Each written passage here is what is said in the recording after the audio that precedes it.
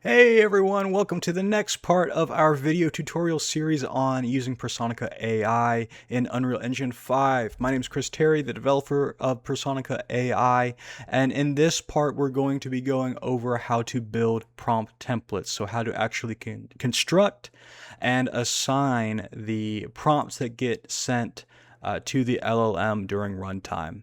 Now this is going to assume that you have an Unreal Engine project with the Personica AI plugin installed. If you don't, go ahead and take a look at our first part in this tutorial series to go ahead and get that set up.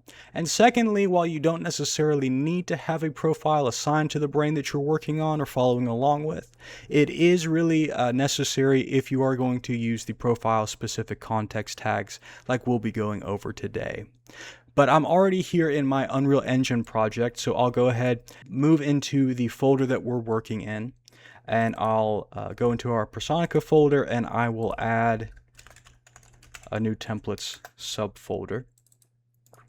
And then if you want to add a template in Personica, you'll add a data asset. So a prompt template is one of the data assets that comes bundled with the plugin, just like the profile. So I'll go ahead and I'll search just for prompt, and that'll get us there. The Personica prompt template is what we want to use. And here with my usual naming convention, I usually use PT underscore as a prefix. Feel free to use whatever works best for you. But we'll call this sample prompt 1 in case we develop a second one later in this series. Let's go ahead and open it. So pretty simple, not overwhelming data asset here. The main field that we'll work in is this template text field. So this is the actual prompt that is going to be sent to the LLM.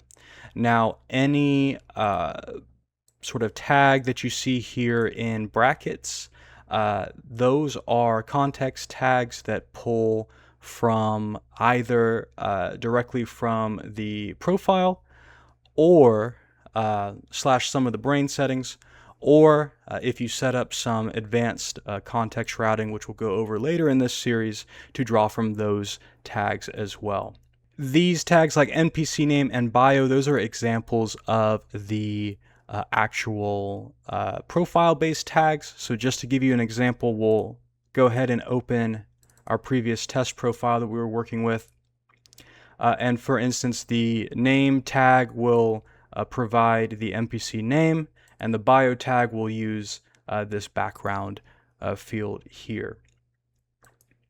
Now, let's say there is a tag on here, like we have this honor tag, and I want to reference that within the prompt template.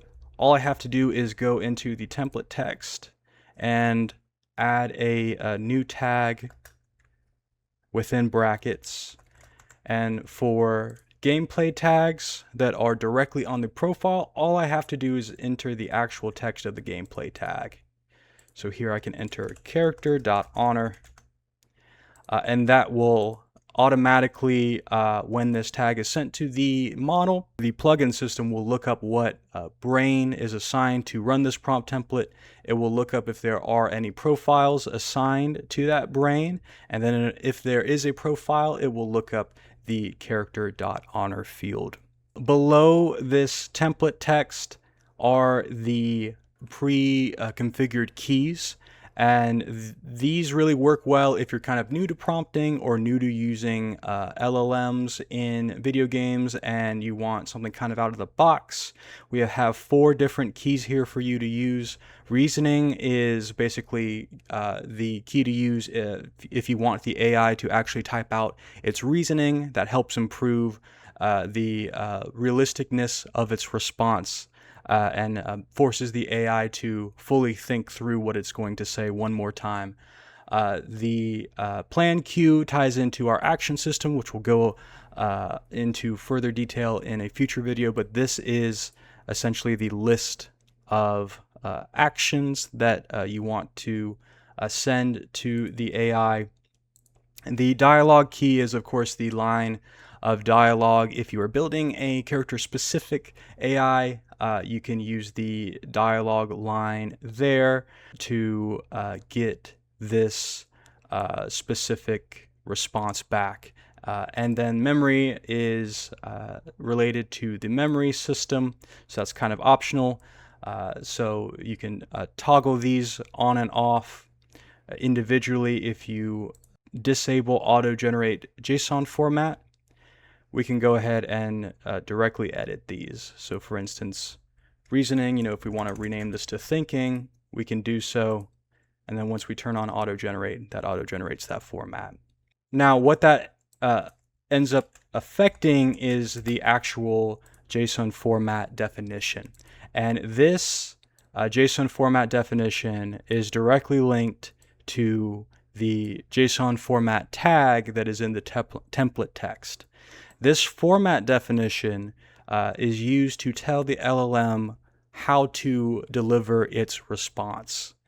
So if you want to do just simple replacement of these different keys, you can do that by editing these values here.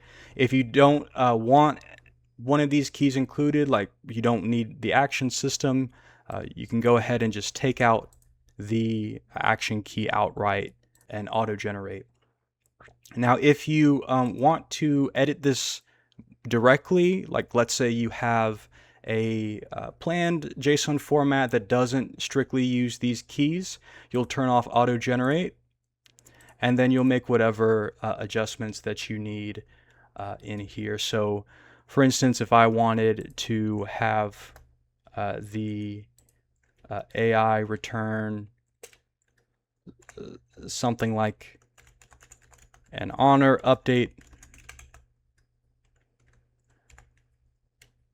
I can simply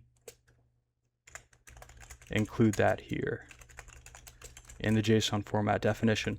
And once that is saved, that now gets sent as part of the JSON format definition to the LLM. The simplest way to think of the JSON format is basically the template that the LLM itself is going to use to give a response back, right? So you're kind of sending this data asset to the LLM and you're expecting this JSON format response back.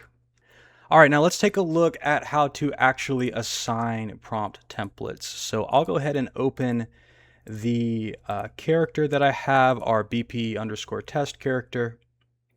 And this is a character that has the Personica brain component added.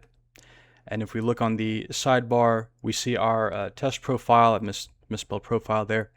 We also have a prompt template field here. Now there is a separate prompt template field down in autonomy. We're going to go over that in a little bit later video when we go over our utility action systems.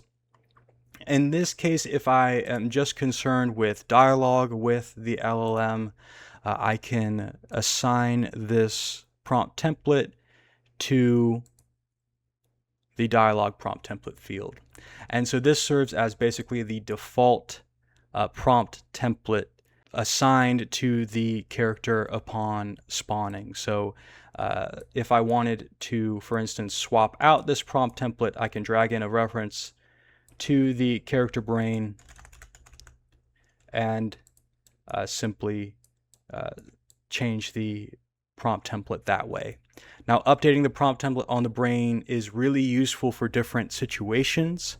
So for instance, if you have a NPC who should have a default prompt template where they don't know the character because the character is new to the world and is meeting everyone for the first time, then you'll set that as the default prompt template in dialogue prompt template. But then let's say once the character meets that NPC and completes a conversation with them, now you want them to use a different prompt template where they now remember the character and they can incorporate more memories from their previous interactions. You can use this set node. Now, best practices wise, what I recommend for building a prompt is really what I call the sandwich method or kind of book ending. prompts tend to, or I should say, the large language models tend to emphasize information towards the beginning and towards the end of a prompt. It tries to understand it all, but those are really sort of the key places where if you have something that in a certain situation the model absolutely needs to consider, then you want to try to add it either towards the bottom or towards the top. Another best practice that I recommend following is keeping older, static, unchanging information towards the top, because at least in theory, as you are sending these prompts over and over to the same model, that initial static information is going to be saved, and the model is not going to spend the time rereading and reprocessing that information. So those are just simple little optimizations that you can make when changing your prompt and making it more effective to send data to and from the LLM. Okay, so that was our overview of the basics of the prompt templates. In future videos, we're going to be starting to put these elements together into actual calls to an LLM, taking a look at the debugger, and then moving into some more advanced builds. Please, if you haven't already, consider subscribing to the channel, hitting the notification icon next to the subscribe button if you are interested in getting alerts as to when we upload further video tutorials. And thank you so much for joining me today.